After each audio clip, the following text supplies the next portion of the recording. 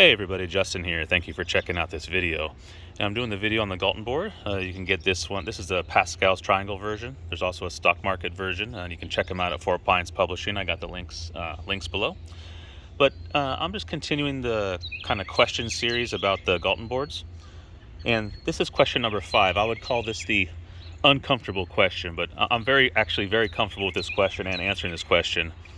And that is, Galton is linked, if not the creator of like the eugenics movement back in the day.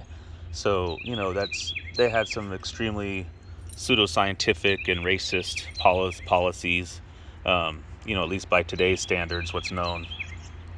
So the question is like, should we cancel Galton because of this and therefore cancel the Galton board? And you really have to go through this stuff with a fine-tooth comb. It's like not every one of these people back in the day had the same ideas when it came to eugenics and what that meant and so forth. But it is a very interesting question.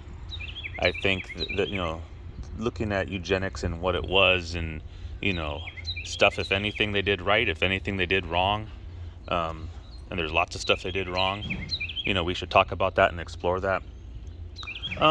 I will say, just in general, statistics can be used for bad and also for good. Statistics by itself, like say I want to know the, number of people in the United States named Justin that have glasses. So I would be in that group, right? Just that by itself is an interesting question.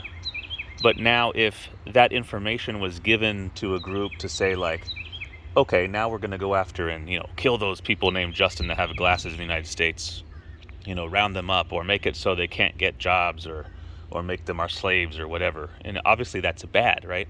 You would be using the statistics for extremely bad things. So the idea of measuring people in various ways and asking questions is interesting, but they also had lots of pseudoscience involved with that. Genetics as we know it today was simply not around. I mean, they had a very basic notions of heredity, and they thought some things could be passed down and so forth. So they were wrong on a lot of things. Galton got a lot of things right. I mean, he came up with correlation, regression, the idea of regression to the mean, meteorology, things like weather maps, fingerprint analysis, but he was definitely a product of his time. We're talking Victorian times. Now, that's not to give anybody a free pass. Absolutely not, but, we have to note the time in which these various characters lived, and some eugenicists were for like forced sterilization. I mean, just things that today would be like, what the hell? And some weren't, some weren't for forcing people to do anything. So, you really have to read about each individual, take them as an individual and read about them. But yeah, I mean, if you don't want to call it a Galton board, you can call it a quincunx. There is already a name for it. Probability demonstrator, bean machine, and so forth.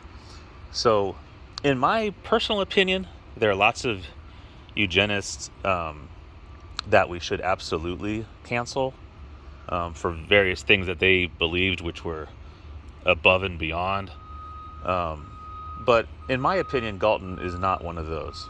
Now, he did found the eugenics movement type of stuff as far as my reading has shown.